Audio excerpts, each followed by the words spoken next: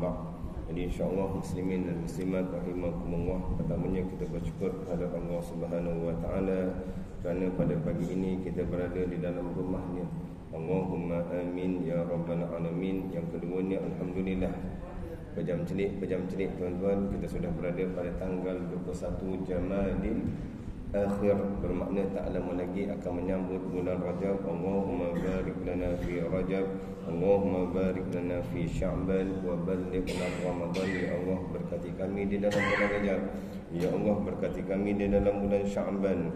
Ya Allah, sampai dan temukan kami di dalam bulan Ramadan. Allahumma amin ya rabbal alamin. Dan insya-Allah mudah-mudahan kita duduk dalam majlis ilmu, mendapatkan ganjaran yang berganda, mendapat lindungan para malaikat Allah Subhanahu wa taala, dan memudahkan jalannya kita ke dalam syurga Allah Subhanahu wa taala. Man salaka tariqan yaltamisu fiha ilman sahalallahu tariqan ilal jannah. Dan duduknya kita masya-Allah dalam majlis ilmu ini mendapat ganjaran mudah-mudahan 100 rakaat solat sunat, dan mudah-mudahan duduknya kita untuk menunggu waktu solat yang insya-Allah mudah-mudahan kita dapat melaksanakan solat sunat isyraq, solat sunat duha, dan kalau mampu tunggu sampai waktu zuhur untuk solat zuhur berjemaah kalau mampu tuan-tuan insya-Allah. Jadi untuk itu mari sama-sama kita mulakan dengan baca umul kitab Al-Fatihah.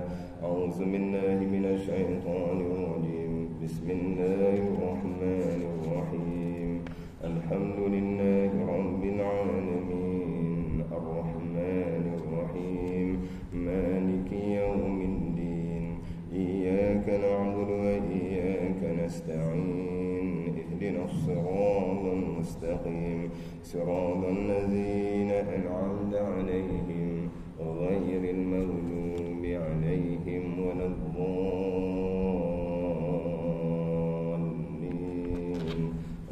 Allahumma salli ala Sayyidina Muhammad. Allahumma salli ala Sayyidina Muhammad. Allahumma salli salatan kamilatan wa sallim salaman taman ala Sayyidina Muhammadin allazi tanhallu bil uqad wa tanfarju bil qurbati wa bil hawaij wa tunalu bil gharaib wa husnul khawatim wa yustasqal ghamam bi wajhil karim wa ala alihi fi kulli lamhatin wa nafasin bi adadin kulli ma'lumin lak. Jadi insya-Allah yang saya muliakan Tuan Imam, Tuan Bilal, Muassasah Surau Darul Ikram, tuan-tuan guru, alim ulama, muslimin, muslimat rahimakumullah.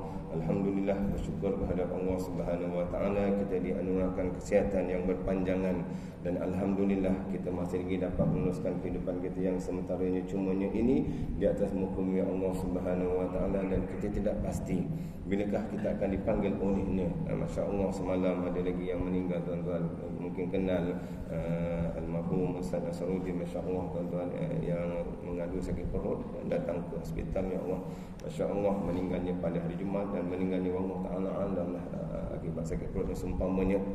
Dan kita mengharapkan mudah-mudahan dalam keadaan kita berada pada tahun 2023 ini berazamlah, mudah-mudahan kita dapat melaksanakan ibadah ini dengan sesempurna mungkin, dan kita berazam mudah-mudahan ya Allah ya Arhamar Rahimin, jadikanlah kami di antara hamba-Mu yang dapat melaksanakan solat di awal waktu, solat berjemaah, dan melaksanakan ibadah-ibadah yang bertambah-tambah ganjaran pahala ya Allah Subhanahu wa taala. Juga yang dinyatakan dalam hadis Nabi sallallahu alaihi wasallam, lakukanlah 4 perkara yang bila-mana kamu melakukannya mudah-mudahan mudah untuk masuk syurga Allah Subhanahu wa taala. Kita tidak pasti tuan-tuan muslimin dan muslimat rahimakumullah manakah amalan yang Allah Subhanahu wa taala terima, tetapi kita amat mengharapkan mudah-mudahan segala amalan kita, ibadah solat kita, puasa kita, zakat kita, qiyam kita, korbannya kita, hajinya kita, dan segala-galanya Allah terima sebagai amal soleh di sisi Allah Subhanahu wa taala. Bergembiralah dalam ayat Allah SWT menyebut wa basyiril ladzina amanu, dan berilah berita gembira kepada mereka yang beriman dan beramal soleh. Wa basyiril ladzina amanu wa amilus solihati anna lahum, bagi mereka yang beriman dan beramal soleh, anna lahum jannatin tadri min tahtihal anhar, bagi mereka syurga Allah Subhanahu wa taala yang mengalir di bawahnya sungai-sungai, tadri min tahtihal anhar. Masya-Allah, mudah-mudahan kita dianugerahkan jalannya kita untuk masuk syurga Allah SWT dengan mudahnya dengan amalan kita yang Allah terima sebagai amal soleh insya-Allah Subhanahu wa taala. Lakukanlah 4 perkara, antaranya apa? Yang pertama, sebarkan salam. Assalamualaikum, assalamualaikum. Jarang perompak tuan-tuan nak masuk rumah dia bagi salam dulu tuan-tuan, jarang. Itu memang perompak profesional lah tu. Assalamualaikum, saya nak perompak. Memanglah. Assalamualaikum ni kalimah-kalimah yang baik. Yang kedua apa? Hubungkan tali silaturahim tuan-tuan. Tempat kita Masya Allah, jangan sampai tahap kita hari-hari nak memutuskan saudara. Apa left, semua nak left. Semua tak betul Masya Allah. Dan apatah lagi kita berada dalam rumah Allah, masjid atau surau, tempat perhimpunan kita untuk menghubungkan tali silaturahim Masya Allah tuan-tuan. Jadi dalam keadaan yang pertama sebarkan salam, yang kedua hubungkan tali silaturahim, yang ketiga beri makan tuan-tuan. Beri makan Masya Allah. Buatlah kalau ada kuliah subuh perdana satu masa ni tuan-tuan, dijemput semua ahli Korea untuk datang ke surau Darul Ikram. InsyaAllah kita akan adakan makanan yang hebat InsyaAllah. Mi goreng, mi goreng biasa Ustaz. Belaukan kuda, terkejut orang betul. Atau kuda boleh makan tuan-tuan. Jangan cakap kuda boleh makan ni. Jangan kata makan, siapa boleh makan kuda? Ya, kuda boleh makan. Keldai jangan dimakan tuan-tuan. Ataupun buat mi goreng belaukan busa. Amboi. Jarang tuan-tuan, ramai pula datang Masya-Allah. Sepenuh-penuhnya surau sampai ke atas ada ni. Sampai ke atas penuh. Kita pula jangan antara manusia yang mulut tak ada filter pula. Ni muka-muka datang, ni muka-muka nak makan ni. Tak payah tuan-tuan. Kita sebar bercakap.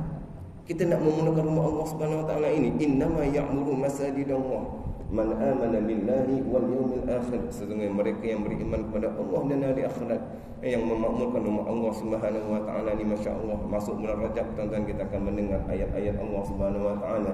Subhanallazi asra bi'abdihi lailan minal masjidil haram ila al masjidil aqsa allazi barakna hawlahu linuriyahu min ayatina innahu huwas samiul basir. Beri makan, yang pertama salam, yang kedua hubungan tali silaturahim, yang ketiganya berilah makan tuan-tuan. Tak salah bagi makan. Yang datang tu nak makan, jangan nak dipeli-peli tuan-tuan. Yang bawa makanan Masya Allah. Dulu kalau Ramadan seronok tuan-tuan, adanya more betul. More tu bukan pihak masjid yang sediakan, cuma pihak masjid yang hidangkan. Saya ingat lagi tuan-tuan, dulu masa kecil-kecil, saya antara penghidang tu biasa 8 rakaat. 8 rakaat. Habis tu main muncul, lepas tu dah nak witir tu, kita sampai ke depan tu untuk tolong Pak Bilal, Pak Siap. Untuk apa? Bawa talam tu ada macam-macam makanan tuan-tuan, untuk lepas solat tarawih. Masya Allah, lepas solat tarawih tu kita jadi mana-mana talam yang paling sedap makanannya. Untuk makan tidak menjadi masalah tuan-tuan, tapi jangan datang semata-mata nak makan saja. Tak apa, lepas solat tu makan tak apa. Yang saya pernah sebut tuan-tuan, solat witir, solat tarawih di mana? Solat tarawih di Masjid Shah Alam yang saya pernah dulu sebelum PKP. Saya solat tarawih, saya tak larat masa malam tu, ngantuk sangat, saya buat 8. Bila turun bawah tuan-tuan, ada hidangan kat bawah khas untuk mereka yang solat tarawih 8 rakaat. Tak pernah lagi dibuat mana-mana masjid tuan-tuan. Tapi saya pernah bertemu di mana? Di Masjid Shah Alam. Cuma di kancung ni saya selalu jumpa, nak masuk parking tu, adik nak solat berapa rakaat. Bagian jaga ada tanya dah, nak berapa rakaat? 8 rakaat parking sana, 20 rakaat parking sini. Senang. Nanti kalau 8 rakaat nak keluar senang. Tak jadi masalah nak solat 8 rakaat ke 20 rakaat tuan-tuan. Tak solat tarawih pun tidak mengapa. Bukan nak disuruh tuan-tuan. Tidak berdosa. Yang dosanya tuan-tuan solat tarawih 20 rakaat, isyak tak solat. Itu masalah. Punyalah solat tarawih 20 rakaat, isyak tak solat rugi. Jadi bermakna kalau dia sebut mereka yang solat tarawih yang mendapat ganjaran qiyamul lail sepanjang malam, masya-Allah tuan-tuan. Kita cuba cari kejar amalan-amalan ini yang disebut apa, mendapat ganjaran qiyamul lail sepanjang malam. Solat witirnya bersama dengan imam tuan-tuan. Solat witirnya bersama dengan imam, cubalah. Rugi tuan-tuan, habis saja 8 rakaat, imam buat 20, kita buat 8, kita terus ke belakang. Semua witir sendiri-sendiri tuan-tuan. Witir berjemaah hanya dilaksanakan masya-Allah tuan-tuan dalam bulan Ramadan. Apa salah kiranya untuk kita melaksanakan witir itu bersama berjemaah bersama dengan imam tuan-tuan? Jadi problemnya Ustaz, saya nak 8, imam nak 20. Duduk belakang kejap, imam habis 20 pergi depan balik. Confirm tak ada tuan-tuan. Imam naik rakaat 9 10 yang saya sebut banyak kali tuan-tuan. Imam naik rakaat 9 10, kita naik bersama juga, tapi kita niat untuk witir. Kemudian imam naik rakaat 11 dan 12, kita naik rakaat yang satu untuk witir. Usolli sunnatul witri makmuman. Imam rukuk, kita rukuk. Imam sujud, kita sujud. Imam i'tidal, imam naik rakaat kedua, kita duduk tahiyat akhir. Pada masa itu kita diberi pilihan sama ada yang pertama untuk mufaraqah left, maknanya mufaraqah daripada imam, berpisah dari imam, kita terus assalamualaikum warahmatullahi wabarakatuh. Orang nampak kenapa kau belakang duduk kau salam, imam masih lagi. Betul, sebenarnya adanya ilmu. Dan sebenarnya tuan-tuan, antara sunnahnya pada subuh sebelum mendengar azan subuh, Masya Allah, mendengar azan subuh, menjawab kalimah azan subuh, Allahu Akbar, Allahu Akbar. Kemudian habis saja azan, kita solat sunat fajar seafdalnya, sebaiknya tuan-tuan. Solatnya di mana? Di rumah tuan-tuan. Cuma ya betul, saya balik kat rumah pun jauh, bila mana nak keluar meragam pula dia perut dia tuan-tuan. Tu pergi dulu. Sama sini dah habis rupanya tuan-tuan. Tak apa. Maknanya lepas solat sunat fajar, sebaiknya seeloknya tuan-tuan, antara amalan sunnah tuan-tuan, kita baring pada lambung sebelah kanan. Lambung sebelah kanan ini kita menunjukkan tangan sebelah kanan ni tuan-tuan. Kita baring sebelah kanan ni, kalau boleh muka kita arah mana? Arah kiblat. Kemudian kita baring sebelah sini, kemudian kita letakkan lengan ini sebagai kita punya apa? Bantal. Ini ada dalam kitab 40 hadis amal sedikit pahala berganda, yang dalam kitab ini tuan-tuan boleh lihat pada kitab 40 hadis amal sedikit pahala berganda pada solat sunat fajar. Antaranya berfaedah berbaring sekejap selepas solat sunat tuan-tuan.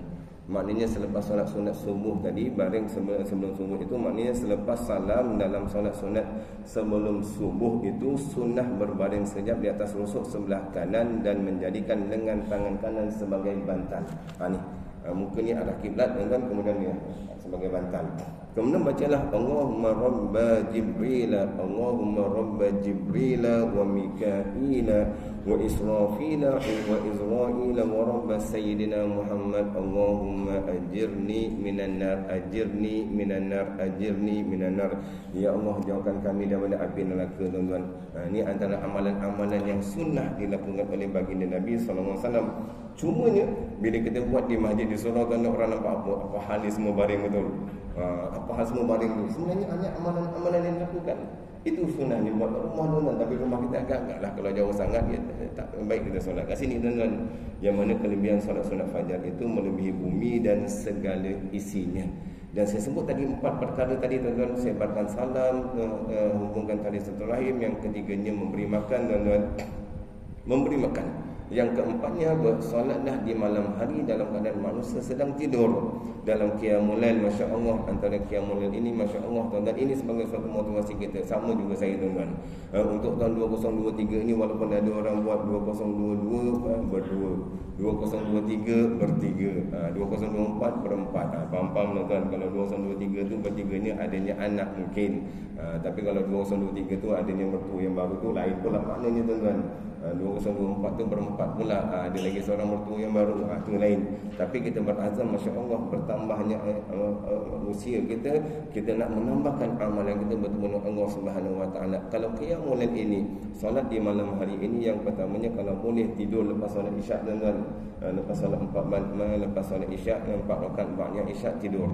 Kemudian kita bangkit, yang pertama kita solat apa? Yang kalau ikut rankingnya, yang pertama solat sunat tahajud. Solat sunat tahajud. Lepas tahajud, taubat. Tahajud, taubat. Lepas taubat, tasbih. Tuan-tuan, tasbih. Solat sunat tasbih ni tuan-tuan, kalau boleh dilakukan, nanti saya baca hadisnya, yang digalakkan, yang amat dianjurkan, yang amat digalakkan, kalau boleh buat solat sunat tasbih ni setiap hari tuan-tuan. Kalau mampu. Kalau tak mampu setiap hari, lakukan seminggu sekali. Kalau tak mampu seminggu sekali, lakukan sebulan sekali. Tak mampu sebulan sekali, lakukanlah setahun sekali. Tak mampu setahun sekali, lakukanlah seumur hidup sekali. Yang mana solat sunat tasbih ini dilakukannya 4 rakaat. Bezanya kalau dilakukan waktu malam, bezanya dilakukan waktu siang. Malam macam mana malam? Malam itu bermula pada solat maghrib sampai ke subuh. Itu malam. Maghrib sampai ke subuh tuan-tuan, itu malam. Siang macam mana? Siang itu lepas subuh sampai sebelum maghrib, itu subuh. Siang. Bermakna kalau dilakukan pada waktu malam, dilakukan 4 rakaat dengan 2 salam. Dengan 2 salam. Kalau dilakukan pada waktu siang, dilakukan 4 rakaat dengan 1 salam. Ini ada dalam kitab 20 hadis menyatakan bagaimana 20 solat sunat harian tuan-tuan ini.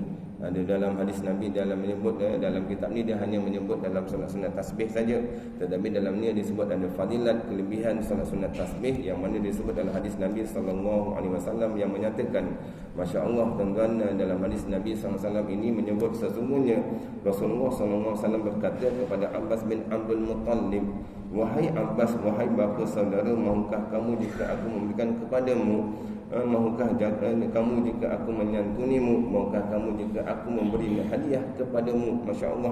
Kemudian mahukah kamu jika aku memberi hadiah kepadamu, mahukah kamu jika aku lakukan kepadamu dengan 10 perkara. Apabila kamu melakukan perkara tersebut, Allah akan mengampunkan dosa kamu yang pertama, dosa kamu yang pertama dan yang terakhir, yang sudah lama, yang baharu, yang tidak sengaja dan yang sengaja, yang kecil dan yang besar, yang sembunyi-sembunyi, yang terang-terang, iaitu 10 perkara. Hendaklah kamu solat 4 rakaat. Hendaklah kamu solat 4 rakaat, kamu baca Fatihah Alkitab, surah Al-Fatihah dan satu surah yang lainnya. Apabila kamu selesai membacanya, baca surah Fatihah, membaca surah, kemudian selesai membacanya pada rakaat pertama dalam keadaan kamu masih berdiri, bacalah subhanallah walhamdulillah wala ilaha illallah wallahu akbar sebanyak 15 kali. Kemudian kamu rukuk, lalu kamu baca dalam keadaan kamu masih rukuk sebanyak 10 kali, kemudian 15, kemudian rukuk 10, kemudian kamu angkatkan kepalamu daripada rukuk, yakni i'tidal, bacalah, lalu membacanya 10 kali, kemudian turunlah untuk sujud dan kamu membacanya dalam keadaan kamu sujud sebanyak 10 kali, subhanallah walhamdulillah wala ilaha illallah wallahu akbar. Kemudian angkat kepalamu daripada sujud, duduk tahiyat, duduk antara 2 sujud, lalu kamu membacanya 10 kali, kemudian kamu sujudlah dan kamu membacanya 10 kali, kemudian angkatlah kepalamu dan kamu membacanya 10 kali. Maknanya sujud pertama, kemudian duduk antara sujud, sujud kedua, kemudian sebelum naik tu duduk, namanya duduk istirahah, membacanya 10 kali. Begitulah jumlahnya pada setiap rakaat sebanyak 75 kali. Subhanallah walhamdulillah wala ilaha illallah. Begitulah jumlahnya 70 kali untuk setiap rakaat. Jika kamu lakukan seperti itu pada 4 rakaat, jika kamu mampu, tuan-tuan, masya-Allah, dalam hadis ini menyebut jika kamu mampu mengerjakannya setiap hari, maka kerjakanlah, tuan-tuan. Kalau tak mampu lakukan malam, lakukan siang. Cuma bezanya waktu malam tadi dilakukan 4 rakaat dengan 2 salam. Kalau waktu siang 4 rakaat dengan 1 salam. Maka kerjakanlah jika kamu tidak mampu mengerjakannya setiap minggu, kerjakan setiap minggu, maka kerjakanlah setiap bulan sekali. Maknanya kalau tak mampu seminggu sebulan. Jika kamu tidak mampu mengerjakannya setiap bulan, maka kerjakanlah setiap tahun. Itu maknanya apa? Tak setiap bulan, setahun sekali. Jika kamu tidak mampu mengerjakannya setahun sekali, maka kerjakanlah semua hidup kamu sekali. Hadis riwayat Imam Abu Daud, Imam Ibn Majah, Imam Ibn Al-Bahaqi, Imam Ibn Khuzaimah dalam sahihnya, dan Imam Al-Hakim dalam mustadraknya. Tuan-tuan, masya-Allah, mudah-mudahan sebagai suatu perkara yang menjadi sumber inspirasi kita, tuan-tuan, sebab yang saya bercakap ini mudah-mudahan kita dapat melaksanakannya. Maknanya kita lakukanlah ibadat-ibadat kita sesemula mungkin, dan kita sentiasalah berdoa, dan dalam doa kita yang kita tidak putus-putus, Allahumma khtim lana bi husnil khatimah wa la takhtim alaina ya Allah bisu'il khatimah. Ya Allah, ampunkan, matikan kami dalam keadaan baik, jangan matikan kami dalam keadaan baik, tengah sembahyang, tengah solat, tengah berwudu, tengah membaca Al-Quran, masya-Allah, dalam keadaan yang baik, bertemu dengan Allah Subhanahu wa taala. Dan insya-Allah pada pagi ini kita akan membaca kitab-kitab adab-adab menjadi imam dan adab-adab menjadi makmum. Wa qala al-musannif rahimahullah taala wa nafa'ana bi ulumihi fi daraini Allahumma amin ya rabbal alamin. Dan insya-Allah kita akan lihat pada mushaf yang 14, ya betul, mushaf 14 pada adab yang ketujuh. Pada adab yang ketujuh pada menyatakan adab-adab ketika sembahyang berjemaah, tuan-tuan. Masya-Allah. Jadi kita berharap tahun 2023 ini, masya-Allah, ramai yang telah menjadi pemimpin-pemimpin ataupun jawatan kuasa yang baru dalam masjid ataupun dalam surau. Masya-Allah, laksanakanlah tugas-tugas kita dengan sepenuh hati. Masya-Allah, tuan-tuan. Kadang-kadang bila mana tempat sembahyang dah cukup baik, tuan-tuan, kita kena lihat juga bahagian jawatan kuasa ataupun mereka yang berada bertugas menjalankan amanah, bukan semata-mata lihat tempat sembahyang saja yang baik, tuan-tuan. Kena lihat juga rumah yang disebut apa, tandas-tandasnya juga baik. Masya-Allah. Kadang-kadang rugi, tuan-tuan, masjid yang cukup besar, yang cukup indah, tuan-tuan, tetapi masya-Allah tandasnya hanya 3 je. Kemudian 3 pula semuanya besarnya 3 kaki, tuan-tuan. 3 kaki tu kalau boleh tandas jangan 3 kaki, tuan-tuan. Jangan 2 kaki pula. 2 kaki tu lagi melampau, tuan-tuan. Kalau boleh tandas itu sekurang-kurangnya 4 kaki sebaiknya, tuan-tuan. Ini kalau ada 3 kaki, saya tengok 3 kaki, 3 kaki, kemudian 3 tandas duduk, tuan-tuan. Bila tandas duduk ni bukan tak boleh, tuan-tuan. Yang agak kecil menyebabkan kita sukar. Kadang-kadang nak buang air ni, masya-Allah, kita nak buka, nak pakai seluar ke dan seumpamanya, masya-Allah, takut-takut terkena najis di tempat tu. Allah alam, tuan-tuan. Takut-takut bila mana itu menyebabkan apa? Walaupun sesempurnanya kita berwuduk, walaupun sesempurnanya kita solat, tuan-tuan, tetapi bila mana bermula daripada awal tadi najis terkena pada pakaian ni, masya-Allah, khawatir ibadah kita yang masya-Allah tidak mendapat ganjaran yang setimpal di hadapan Allah Subhanahu wa taala. Jadi insya-Allah kita akan meneruskan kitab adab-adab menjadi imam dan adab-adab menjadi makmum. Dalam adab-adab solat berjemaah, adab yang ketujuh, insya-Allah, tuan-tuan. Adab yang ketujuh itu yang dinyatakan sunnah bagi imam itu bahawa mengerjakan akan sembahyang subuh pada awal waktu. Walaupun demikian, tetap bagi imam itu sunnah bahawa mentakhirkan iqamah itu daripada azan dengan sekira-kira sekadar. Itu sebenarnya bila mana lepas azan subuh, tuan-tuan, jangan terus qomat, tuan-tuan. Bagi masa peluang-luang. Walaupun ada satu tempat itu saya sampai maghrib, pula habis saja azan maghrib, saya ingat saya nak solat qabliyah maghrib, sebelum solat maghrib, masya-Allah, rupanya habis saja azan, imam dah standby kat sini. Imam dah standby dekat tempat imam, rupanya malam tu terus bila habis saja azan maghrib terus solat maghrib, tuan-tuan. Saya berpandangan, masya-Allah, malam tu mungkin ada kuliah maghrib perdana, rupanya tak ada, tuan-tuan. Dan malam pun tak ada kuliah pula tu. Rugi. Apa salah kiranya kita melaksanakan menunggu jemaah yang lain, tetapi tidaklah menunggu lama sangat. Lepas subuh tu azan subuh, tunggu sejam, agak-agak tunggu sejam confirm, tuan-tuan, tak ada. Yang saya sebut awal tadi, bila mana dalam qiyamul lail ini, tuan-tuan, yang sebut tadi 4 perkara tadi, kalau boleh lakukan qiyamul lail itu sebaiknya. Bukan tidak boleh lakukan pada pukul 3 pagi, itu sebaiknya, tuan-tuan. Tetapi bagi kita lah, saya lah, tuan-tuan, kalau kita lakukan pukul 3 pagi, 4, pukul 5 pagi dah ngantuk lah. Kalau ngantuk lah, sementara nak azan subuh ni tidur kejap. Bila tidur kejap tu bangun-bangun pukul 10, tuan-tuan. Elok subuhnya ke mana? Itu kalau mereka yang nak istiqamah, sebaiknya kalau nak lakukan, tuan-tuan, bangun kita dalam pukul 4.30, 5 pagi, tuan-tuan. Bermakna 5 pagi, 5.10 tu kita dah start solat qiyam, kita set qiyam sampai tadi habis. Bermakna kalau antara ranking ni apa? Solat sunat tahajud, solat taubat, solat sunat tahajud. Lepas tahajud taubat, lepas taubat dia akan solat tasbih 4 rakaat.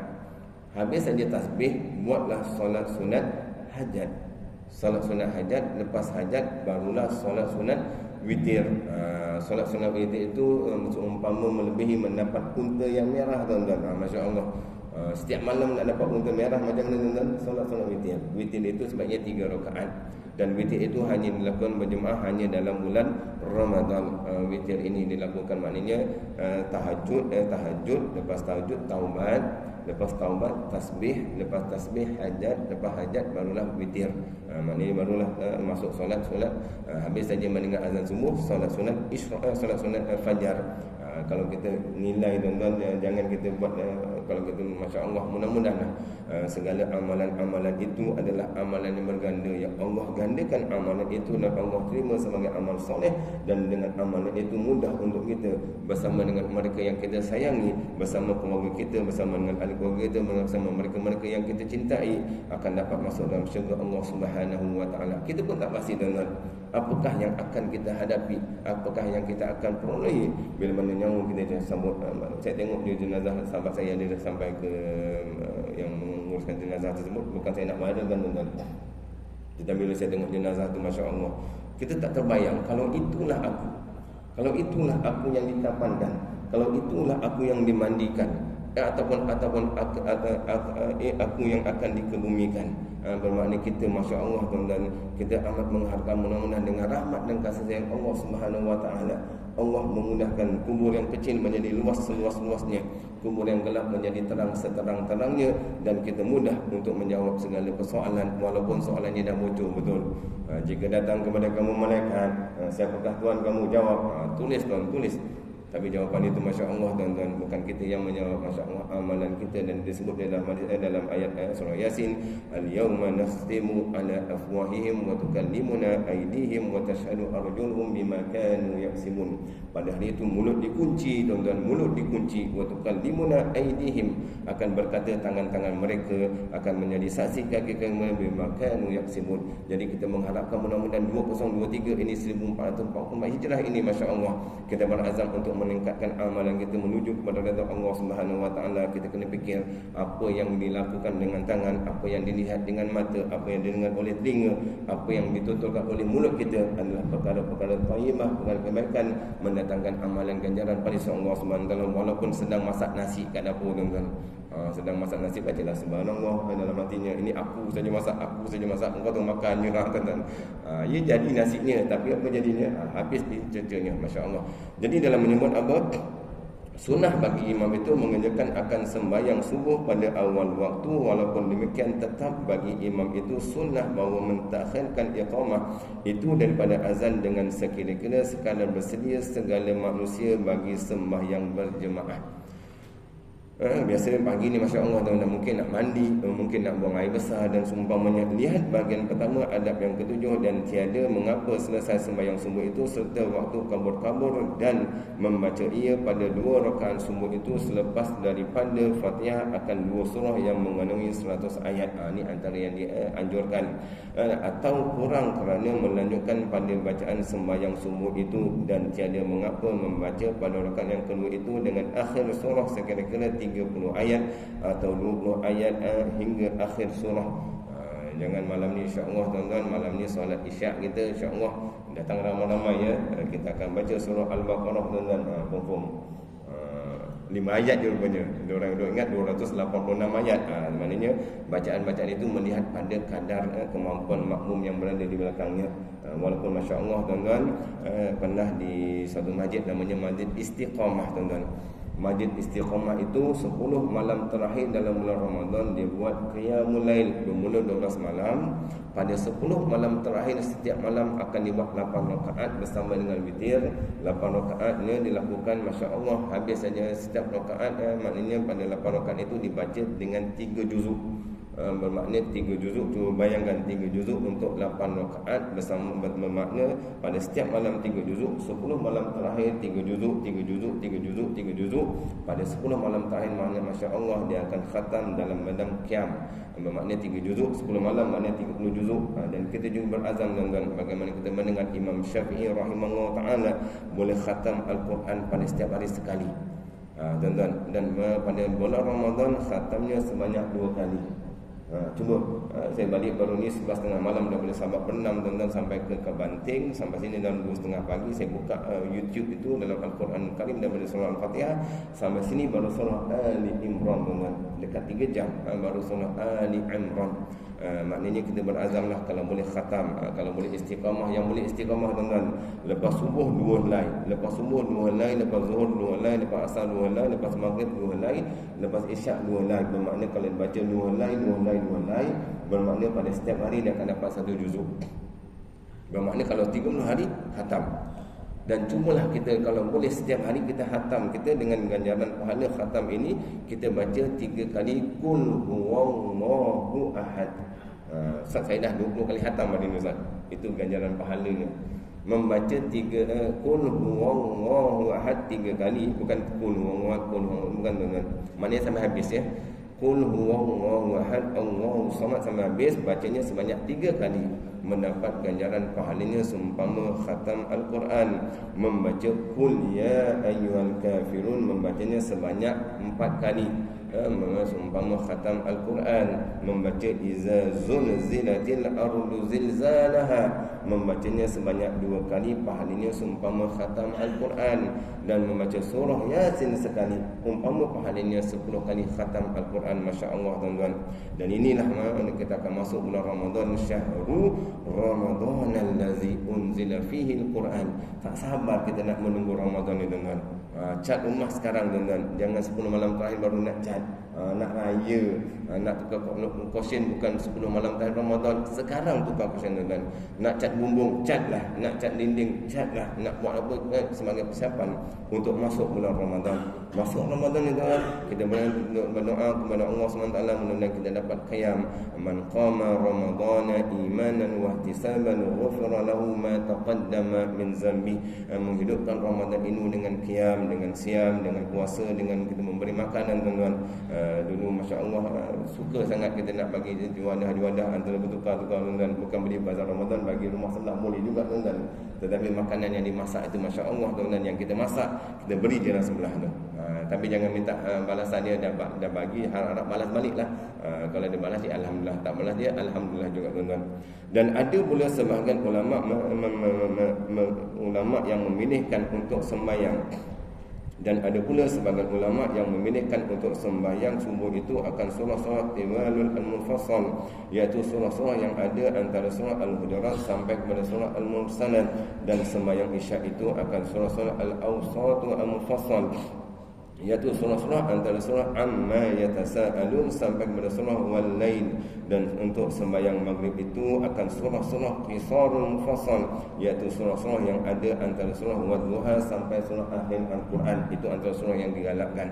Itulah kadar surah yang patut dibaca oleh imam. Dan jangan imam itu membaca surah yang terlalu panjang sehingga menyusahkan kepada makmum. Tuan-tuan, Masya Allah, di Masjid Kancung doalah mudah-mudahan Ramadan ini berada dalam situasi yang baru tuan-tuan.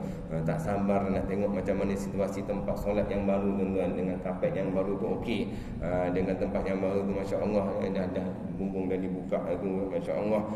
Doalah mudah-mudahan tempat ni pun dah cukup selesa dah. Jadi dalam keadaan membaca surah-surah ini, apatah lagi pada hari Jumat semalam, tu sebenarnya imam pun memahami. Alhamdulillah semalam imam pun baca surah yang tak ada Al-Fatihah, tak ada surah, tak ada basmalah, tapi imam baca surah pendek tuan-tuan. Tapi janganlah panjang sangat, kesian jemaah-jemaah yang berada di belakang, panas tuan-tuan. Duduk bawah kemah tu, bayangkan di bawah kemah, bawah tu simen, tepi tu tar tuan-tuan. Waktu yang panas Masya Allah. Bermakna kalau imam pada hari Jumat iaitu Masya Allah, bacalah surah-surah yang ada basmalah, yang tidak terlalu panjang dan tidak terlalu pendek. Ini pendek sangat. Bismillahirrahmanirrahim, Yasin, Allahu Akbar. Kalang kabut semua tuan-tuan. Kesian Ustaz jemaah kat belakang tu, itu bukan masalah kesian tuan, kalang kabut semuanya. Alif Lam Mim, Allahu Akbar, senang betul. Nun, semua itu tuan-tuan. Walaupun satu ayat tapi satu ayat satu huruf dia. Oh boy, nun saja. Qaf, teman Masya Allah. Janganlah pendek sangat tuan-tuan. Dia ada satah-satahnya. Waladhdallin, amin tu imam berhenti sebentar, memberi ruang dan peluang kepada makmum untuk membaca surah Al-Fatihah. Kemudian baru imam membaca surah, makmum dapat mendengarnya. Ini surah-surah yang dianjurkan. Dan tidak salah imam membaca Qul huwallahu ahad. Dan antara surah yang amat digalakkan membaca apa? Pada rakaat pertama membaca Alam Nashrah, kemudian pada rakaat kedua Alam Tara Kaifa Fa'ala Rabbuka bi Ashabil Fil. Itulah kadar surah yang patut dibaca oleh imam. Dan imam jangan membaca surah yang terlalu panjang sehingga menyusahkan kepada para makmum. Tuan-tuan, beza ya. Kalau berada di masjid, di surau tuan-tuan, jemaahnya bukan semuanya sama siri tuan-tuan. Kadang-kadang ada 8 siri, ada 9 siri, ada 7 siri tuan-tuan, ada 5 siri, 6, 7, 8, 9 dan 10 siri. Kalau yang berada di pusat-pusat tahfiz tuan-tuan, kebanyakan jemaahnya semuanya pada 1 siri, 2 siri tuan-tuan. Muda lagi semuanya. Dan juga mereka ada mereka banyak tahfiz yang alangkah bagusnya bila mana imam membaca, mereka dapat mengulang bacaannya, dapat mendengar bacaan imam tadi, dapat membendekatkan ingatan mereka kepada ayat yang dihafaz itu. Tetapi kalau di masjid tuan-tuan, kebanyakan Masya Allah, saya tengok ada 2 surau. Ada 2 surau tempat imamnya tuan-tuan. Tempat imamnya dia letak tali. Dia letak tali. Kalau tuan-tuan perasan, maknanya tempat imam dia letak tali, bermakna imam tu masih lagi nak berdiri untuk solat, dalam keadaan tali tadi digunakan bila mana imam tadi nak bangkit, tuan-tuan, nak bangkit. Dan baru ni saya dengar dulu, Masya Allah, yang orang pakai ridak ni tuan-tuan, yang dia pakai ini, kemudian dia letak di leher ini, kemudian dia letak di ini, kemudian diikat di sini. Tujuannya bila mana berdoa tu maknanya mungkin tangan dia menggeletar, tuan-tuan. Ada orang yang tangan dia nak doa kunut doa kunut tu kalau agak panjang, tuan-tuan, kita yang ni pun nak letak kat mana, tuan-tuan. Kalau masa Yasin tu boleh lagi letak bawah betul. Penat imam baca doa kita letak kat bawah. Tapi masa doa kunut nak letak kat mana, tuan-tuan, macam ni. Dia sampai tahap dia letakkan lidah itu ataupun serban itu diikat, kemudian dia letak tangan macam tu untuk sebagai ini. Dan seingat saya, Masya Allah, kalau kita panggil Syekh Muhammad Jibril, imam yang di masjid di Mesir, imam Mesir tu, tuan-tuan. Bila saya mula sampai di Mesir, kita memang seronok. Malam-malam yang ganjil pada 10 malam terakhir kita nak solat tarawih di Masjid Amr al-As di Mesir itu. Masjid Amr al-As adalah masjid yang pertama di Mesir. Kita pun pergilah dengan beberapa malam tu. Solat tarawihnya 20 rakaat, dia bacaan tak adalah panjang sangat, tetapi doa kunutnya, tuan-tuan, doa kunutnya dekat 45 minit, tuan-tuan. 45 minit bacaan kunutnya. Masjid yang sebesar-besar tu, Masya Allah. Sebab saya pernah merakam tu. Saya rakam tu sampai saya tip tu sampai ke belakang, habis 45 minit. Maknanya doa tu, Masya Allah, dimunajatkan dalam keadaan Masya Allah. Terlalu ramai ribuan manusia, tuan-tuan, yang munajat pada malam tersebut. Masya Allah, mana tahu antaranya yang makbul doanya, mustajab doanya, dan kita berada bersamanya dan kita mendapat manfaat bersamanya, Masya Allah. Dalam keadaan ini, Masya Allah, maknanya imam tadi melihat kadar-kadar makmum yang berada di belakangnya. Kalau ada juga saya tengok jemaah itu, Masya Allah, dalam keadaan dia sembahyang, masih lagi dalam keadaan dia datang tu bongkok-bongkok, tuan-tuan, dalam keadaan tu, tapi dia tetap nak berdiri juga. Dia akan solat, dia cari apa? Dia cari tiang, tuan-tuan. Mungkin sini susah sikit lah kalau kat masjid Kanjeng tu, mungkin depan ada tiang, bermakna sebagai satu sandaran dia. Tetapi kita mengharapkan mudah-mudahan ini antara amalan kita, Masya Allah. Tak salah kan mereka nak solat duduk, nak solat berdiri ke nak solat baring, tapi kita kemampuan kita ketika ini yang Allah anugerahkan kita kesihatan, itu kita minta kesihatan. Dan insya-Allah, tuan-tuan, kita pun sekarang dalam keadaan anak-anak kita yang akan mengambil bahasan SPM ni, memang sekarang ni tengah rancak, tuan-tuan, nak SPM. Yang kita mohon pada apa? Kita mohon pada Allah, ya Allah, anugerahkan kami kesihatan yang berpanjangan. Jangan sampai bila mana kita memang buat benda-benda, kita buat program, kita buat apa, tapi kita mohon Allah anugerahkan kesihatan. Kemudian dan sunnah bagi imam itu meringankan rukuk dan sujud. Rukuk dan sujud diringankan, maka jangan melebihi daripada tasbih itu ada 3 kali. Dalam hadis, dalam hal ini Anas bin Malik radhiyallahu anhu berkata, ma raaitu khaffu, Musal 15 ya, ma raaitu khaffu min salati Rasulillah sallallahu alaihi wasallam fi tamamin, muttafaq alaih. Tidak aku lihat yang terlebih ringan sembahyang daripada Rasulullah itu di dalam sempurninya, tuan-tuan. Dalam mana rukuk itu bacanya 3 kali, jangan lebih, tuan-tuan. Kadang ada imam tu baca sampai lebih, melainkan solat tasbih. Awal bulan Disember baru ni, Masya Allah, ada surau tu, saat kita buat solat tasbih malam ni, tak apa. Tapi malam tu kita tasbih ni, Masya Allah, berdiri tu 15, rukuk tu kita baca 10, i'tidal 10, kemudian sujud 10, duduk 10, mana duduk 10, kemudian duduk istirahat 10, bermakna 75 kali bacaan tasbih. Tetapi pada solat biasa kita, tuan-tuan, bacaan kita bersama imam, berjemaah kita, imam dan makmum, jangan melebihi daripada 3, tuan-tuan. Sebab ada yang tempat tu dia baca lama sangat, dan ada disebut sebagai takbir intiqalat. Takbir intiqalat ini pun kita faham, tuan-tuan, adalah takbir perpindahan antara daripada rukun pertama kepada rukun kedua, namanya takbir intiqalat. Bila takbir intiqalat ini pun imam kena memahami bila mana Allahu Akbar dia nak rukuk, tuan-tuan, bar tu imam sudah berada pada rukun-rukun tersebut. Jangan Allahu Akbar imam baru nak gerak ni. Sebab saya dah pernah kena, tuan-tuan. Rupanya bila mana saya dengar tu, rupanya imam baru bergerak, saya dah sampai rukuk. Tu saya pelik kenapa kiri kanan saya masih tak rukuk. Kebetulan saya berada pada saf yang ketiga, keempat, tuan-tuan. Sebab rupanya bila dah tahu tu, rakaat kedua saya dah ikut tahu dah. Sebab kita tak biasa di situ. Cuma memang ada jemaah yang tegur. Tetapi kita kena memahami dalam bab hukum, tuan-tuan, imam kena memahami yang berada dengan imam bukan semuanya boleh melihat, tuan-tuan. Bukan semuanya boleh melihat. Kadang ada makmum yang berada di belakang imam adalah mereka yang buta. Bila mereka yang buta, dia akan mendengar kalimah apa? Allahu Akbar akbar. Maknanya imam kat sini sami'allahu liman hamidah. Dah tuan-tuan. Jangan sami'allahu liman hamidah, barulah macam tu.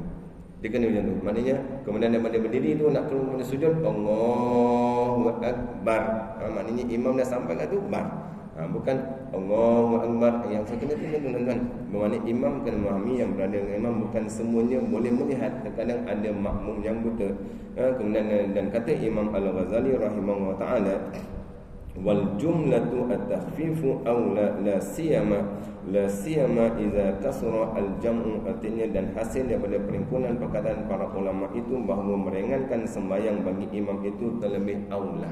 Maknanya kalau imam tu maknanya dia meringankan solat itu terlebih aula. Istimewa pula ramai orang yang berjemaah itu. Masya-Allah tuan-tuan, tak semua yang boleh berdiri lama, tak semua yang boleh. Itu maknanya kita ambil dan sebut juga khairul umur awsatuha. Sebaik-baik perkara adalah pertengahannya. Dan juga dalam surah Al-Baqarah ada 286 ayat tuan-tuan. Boleh rujuk dalam surah Al-Baqarah ayat wa kadzalika ja'alna ummatan wasatan, umat pertengahan tuan-tuan.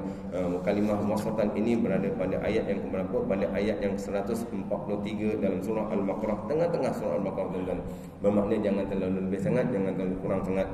Masya-Allah kita buatlah mudah-mudahan khairul umur awsatuha, sebaik perkara pertengahannya. Maqalla wa dalla, apa yang sedikit tetapi berterusan di sisi Allah Subhanahu wa taala. Dan sabda Nabi sallallahu alaihi wasallam maksudnya tuan-tuan yang bawah tu, surah 15 bawah, apabila sembahyang seorang kamu dengan manusia, maksudnya menjadi imam, maka hendaklah meringankan ia akan sembahyang itu, kerana bahawanya ada di dalam mereka itu orang yang dhaif dan orang yang tua dan orang yang punya hajat, dan apabila sembahyang ia sendiri. Sangat penting tuan-tuan. Apabila ia sembahyang ia sendirinya, maka hendaklah ia melanjutkan akan sembahyangnya itu barang sehendaknya. Dia nak baca Ramadan, bacalah tuan-tuan.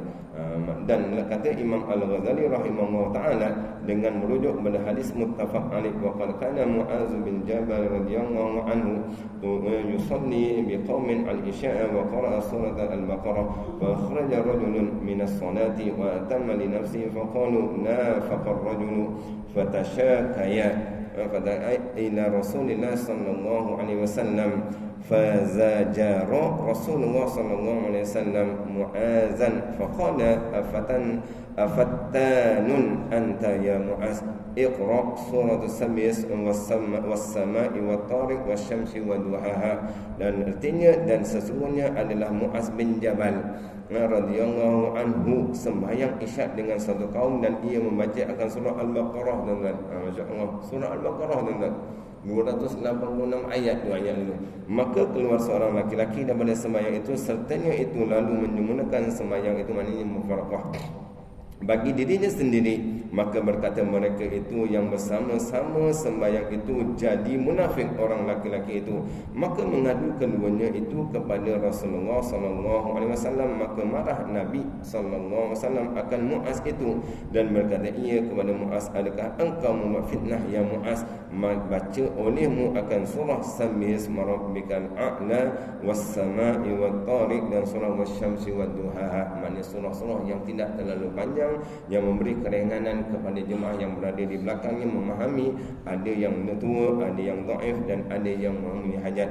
Kemudian adab yang ke-8, sunnah bagi imam itu membaca surah-surah yang dibaca oleh Nabi sallallahu alaihi wasallam dalam sembahyang, seperti membaca surah As-Sajdah pada rakaat pertama dalam sembahyang subuh Jumaat dan membaca surah Hal Ataka 'alal Insan yang kita biasa baca tuan-tuan pada rakaat yang keduanya, dan seperti membaca surah Al-Jumu'ah pada rakaat pertama dalam sembahyang Jumaat dan Al-Munafiqun pada rakaat keduanya, atau membacanya surah Sabbih isma rabbikal a'la pada rakaat pertama dalam sembahyang Jumaat dan surah Hal Ataka Hadithu Ghasyiyah pada rakaat keduanya. Dan maknanya surah-surah yang amat dianjurkan membaca pada hari Jumaat, membaca surah As-Sajdah.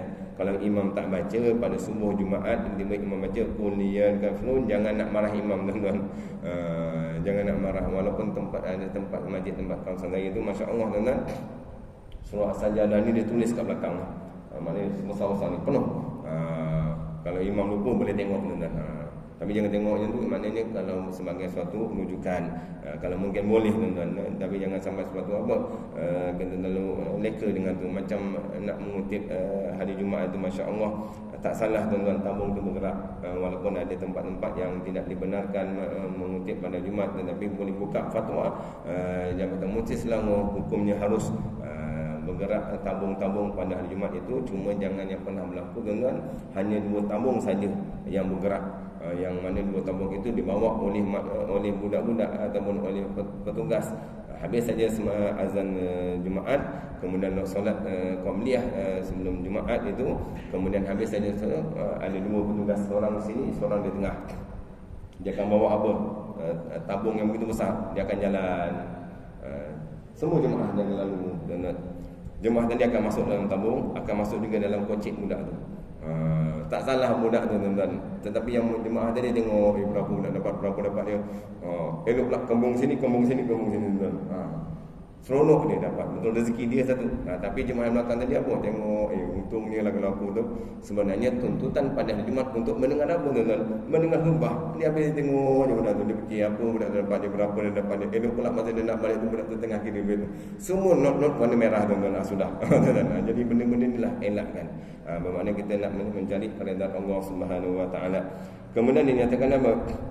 Dan telah menyebutkan Imam An-Nawawi rahimahullah ta'ala di dalam kitab At-Tibyan fi Adabil Ahmalatil Quran, beliau naqal daripada perkataan ulama, maksudnya membaca satu surah yang pendek. Membaca satu surah yang pendek dengan sempurnanya adalah lebih afdal daripada membaca sebagian surah yang panjang yang sama banyaknya dengan surah yang pendek tadi, kerana kadang-kadang sebagian daripada surah yang panjang tadi belum memberikan makna yang sempurna kepada sebagian orang yang mendengarnya pada sebagian keadaan. Bacalah surah-surah yang memberi manfaat.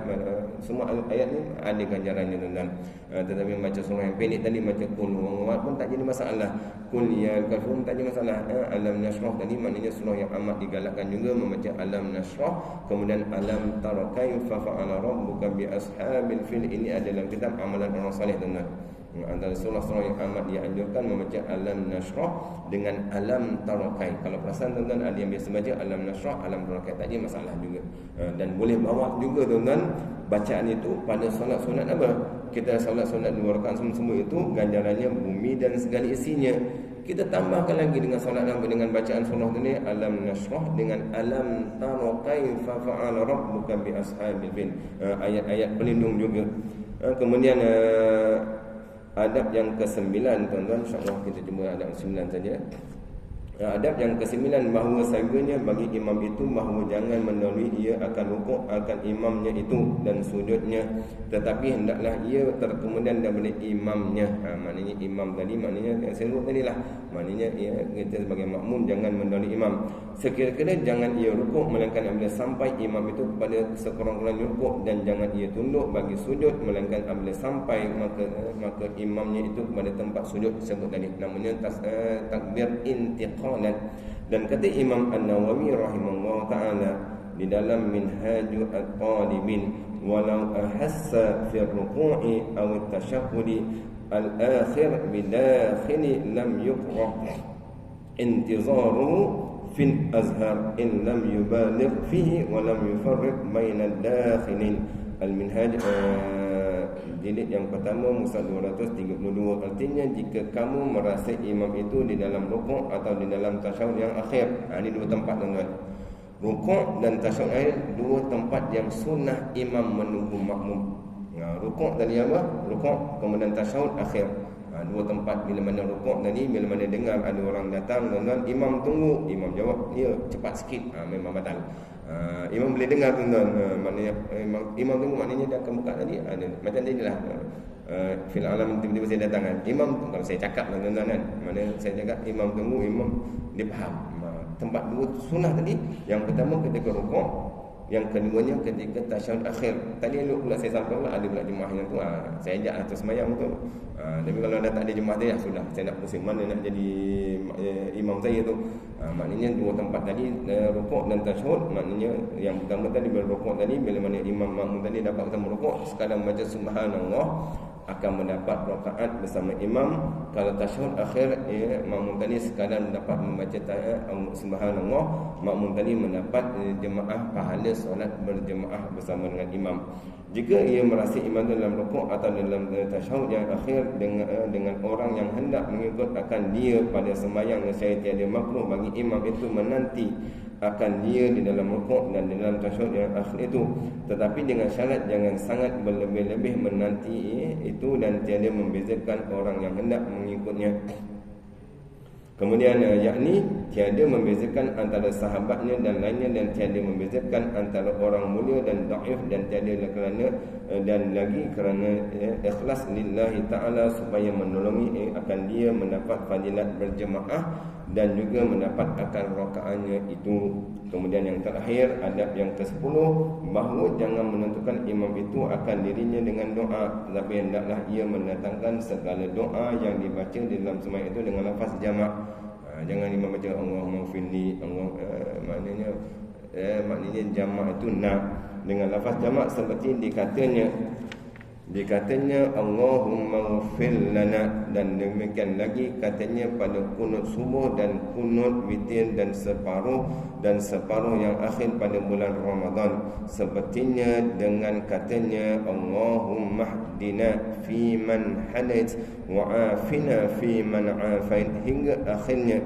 Dan sunnah bagi imam itu menyaringkan akan kunut subuh dan witir pada separuh yang akhir dalam bulan Ramadan, dan sunnah bagi orang yang sembahyang mendirikannya bahawa memperlahankan akan membacanya kunut itu. Dan sunnah bagi makmum ketika imam membaca kunut itu mengucap amin, melainkan pada kalimat kata imam fa innaka taqdi wa la yuqda alaik hingga akhir kunut itu, maka iaitu sunnah bagi makmum mengata seperti yang dikata oleh imamnya itu. Dan ada pula pendapat yang mengatakan bahawa makmum kembali mengaminkan bacaan imamnya pada lafaz selawat, maknanya pada lafaz selawat yang ada di akhir kunut. Dan sunnah bagi imam itu dan makmum itu menadahkan kedua tapak tangannya ke langit seperti ketika tiap-tiap berdoa. Tangan tuan-tuan, ada yang tinggi sangat tu, jangan tinggi sangat, jangan rendah sangat tuan-tuan, maknanya mengangkat tangan itu. Dan sunnah bagi imam dan makmum itu menadah kedua tapak tangannya ke langit seperti ketika tiap-tiap berdoa. Kita habiskan tuan-tuan. Adab yang ke-11, bahawa jangan berdiri makmum seorang dirinya pada hal keluar daripada saf, kerana yang demikian itu makruh, ia lagi menghilangkan akan pahala sembahyang berjemaah. Tetapi sunnah masuk ke dalam saf itu atau menghela, menarik ia akan seorang di dalam saf itu dan tiada dapat masuk ke dalam saf itu. Dan hendaklah ketika menghelakan itu kemudian daripada takbiratul ihram. Dan sunnah bagi makmum itu yang itu mengikut akan yang ditarik itu supaya ia menolongi, ia akan menghasilkan pahala berjemaah. Maknanya kalau nak sembahyang berjemaah tu, maknanya kita dah depan tu, memang kita tak Allahu Akbar baru kita hela tangan. Yang tadi yang kemudian yang keduanya mungkin berlaku dan jarang berlaku dengan bermakna tadi saf pertama dah penuh, saf kedua dah penuh, kemudian kita seorang di belakang. Makruh seorang-seorang di belakang, melainkan ada lagi jemaah datang tuan-tuan. Maknanya kalau macam tu, dia akan Allahu Akbar, dia akan hela tangan di depan tu. Yang depan tu sebenarnya dia tak faham, dia ke belakang untuk memberi dalam berjemaah itu, maknanya sekurang-kurangnya 2 orang yang berada dalam saf. Itu maknanya dia hela tadi, yang disebut dalam ayat ini. Bermakna kalau kita nak sembahyang berjemaah tu, bermakna kita selepas takbiratul ihram. Dan yang terakhir, adab yang ke-12, sunnah bagi imam itu bahawa meniatkan dengan 2 salamnya itu akan memberi salam kepada makmum dan segala malaikat yang hadir mereka itu. Dan sunnah bagi makmum itu meniatkan pada ketika salam itu menjawab akan salamnya imam. Maknanya bila mana Assalamualaikum warahmatullahi, niatnya kepada seluruh jemaah dan kepada segala malaikat yang hadir. Maknanya kalau imam, kemudian dan sunnah pula bagi makmum itu meniatkan pada ketika itu salamnya itu menjawab akan salamnya imam. Tapi bukan salam imam Assalamualaikum warahmatullahi, kita belakang Waalaikumsalam imam. Mentang-mentang imam tu muda tuan-tuan, ini jawab salam ni imam Assalamualaikum warahmatullahi, dia pun jawab Waalaikumsalam imamku. Batal tuan-tuan. Dia kenapa? Assalamualaikum warahmatullahi juga tuan-tuan. Ni kalau kita faham ni, maknanya menjawab salam itu bukan macam mana jawab salam biasa. Nah, kebetulan lah imam muda yang belakang pula orang-orang muda tuan-tuan. Kemudian ni bukan nak kata apa. Imam biasa ni. Ustaz kata apa? Menjawab salamnya imam. Imam pun assalamu dalam sembahyang tu mana kalau dia imam assalamualaikum warahmatullahi, dia niatkan memberi salam kepada seluruh yang hadir jemaah yang sembahyang tadi dan juga bersama jemaahnya malaikat yang hadir tuan-tuan. Dan bila mana makmum pula assalamualaikum warahmatullahi, dia jawab sama juga salam itu assalamualaikum warahmatullahi. Dia niat apa? Menjawab akan salamnya imam. Itu antara adab-adab imam dan makmum, dan rasa cukuplah sekadar itu pada pagi ini. Dan mudah-mudahan tuan-tuan insya-Allah pertemuan yang terakhir nanti insya-Allah kita akan bertemu pada bahagian yang ketiga, adab-adab yang kemudian daripada salam dan sembahyang berjemaah. Insya-Allah kita khatamkan kitab ini dan mudah-mudahan kita berdoa kepada Allah Subhanahu wa taala manfa'ana bi ulumihi fi daraini, mendapat manfaat dengan ulum dengan ilmunya di dalam di daraini, di dunia dan akhirat. Yang maaf di atas segala kelemahan dan kekurangan. Terima kasih atas perhatian yang baiknya kepada Allah Subhanahu wa taala. Lemah dan kurangnya bersendiri. Aku qauli hadza wa astaghfirullah li wa lakum. Wassalamu alaikum warahmatullahi wabarakatuh.